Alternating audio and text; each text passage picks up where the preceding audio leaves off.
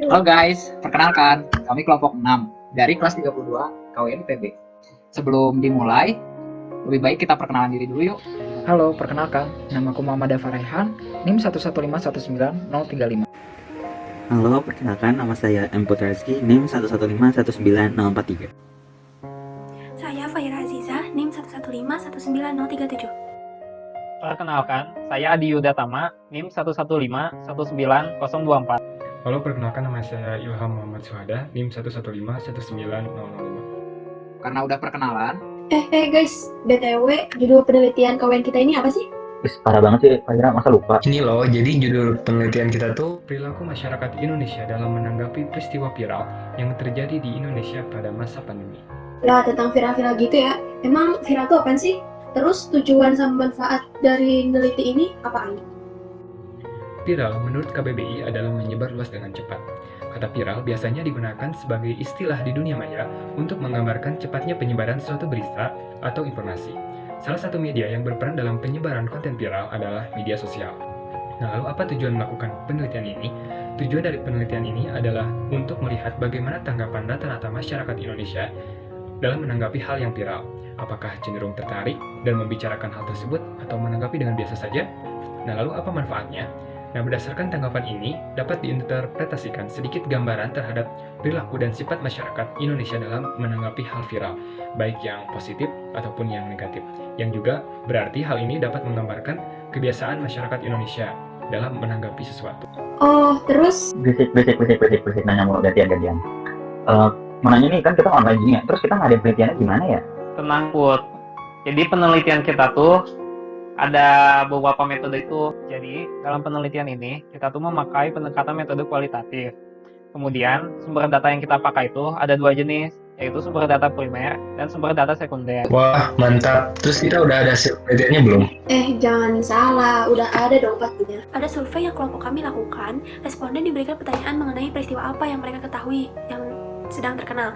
Lalu mereka menjawab seperti pemilihan Presiden Amerika Serikat dan Undang-Undang Cipta Kerja. Hal ini membuktikan bahwa masyarakat Indonesia sebenarnya selalu mengikuti perkembangan informasi terkini. Informasi yang mereka dapat didapatkan dari berbagai macam media. Media dalam hal ini kan sebagai perantara. Maka peran media menjadi hal yang krusial karena ketika suatu media menyampaikan berita atau informasi yang salah, maka terjadi sebuah kesalahan fatal, yaitu menyebarnya hoax. Lalu terdapat perbedaan langkah yang akan dilakukan oleh setiap individu setelah mereka mendapatkan informasi tersebut. Ada golongan yang hanya menyimpan untuk dirinya sendiri. Lalu ada pula yang membagikan informasi tersebut untuk diobrolkan lebih lanjut. Lalu ada pula yang menjadikan informasi tersebut sebagai angin lewat. Nah, sebagian masyarakat dari responden kami, sekitar 59%, menjadikan informasi yang viral tersebut hanya sebagai angin lewat.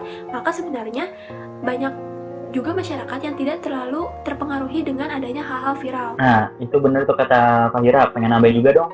Nah, aku mau nambahin nih, kalau misalkan ketertarikan masyarakat Indonesia untuk mencari tahu peristiwa viral berlanjut itu sangat tinggi loh. Hal ini membuktikan bahwa misalkan rasa ingin tahu masyarakat Indonesia itu cukup tinggi.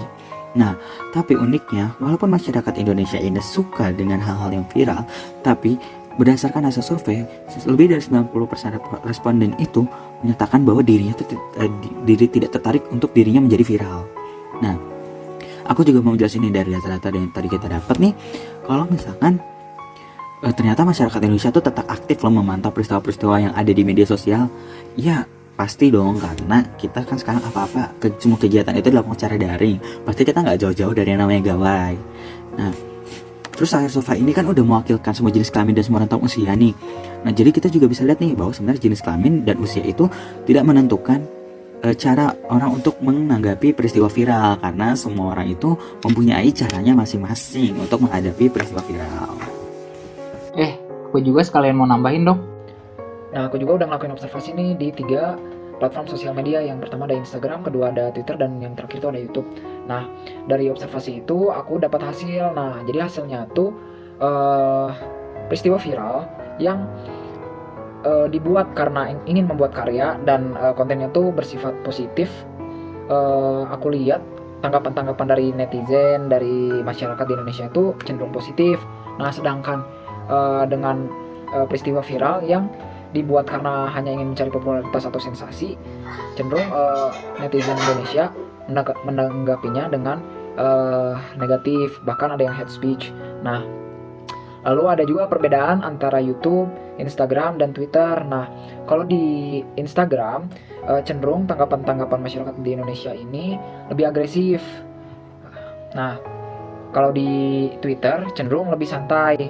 Mereka biasanya masyarakat di Indonesia kalau di Twitter menanggapinya dengan berupa meme atau seperti pernyataan-pernyataan yang berbau-bau senja. Kalau di YouTube lebih agresif dibanding kedua platform tadi, karena kalau di YouTube masyarakat Indonesia tidak hanya menanggapi di platform YouTube saja, tetapi akan menanggapi juga di sosial medianya seperti di Instagram dan lain-lain. Oh iya, terus simpulannya apa ya guys? Wah, iya apaan ya? Kan kesimpulan tuh ngejawab tujuan penelitian kita di awal gitu. Oh, oke.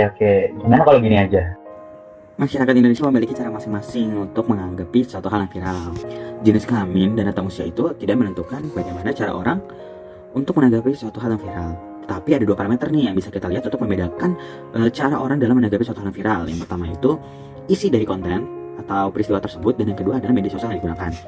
Nah, apabila kontennya berisikan hal-hal yang positif, rata-rata dan hampir seluruh masyarakat itu pasti menanggapinya dengan hal yang positif juga. Tetapi ada perbedaan nih dalam menanggapi konten yang berisikan hal yang negatif, tergantung dari media sosial itu sendiri. Apabila dilihat dari pengguna YouTube dan pengguna Instagram, kita dapat lihat nih bahwa rata-rata penggunanya tuh menanggapinya dengan cara yang agresif, dengan kata kasar dan bahkan hate speech.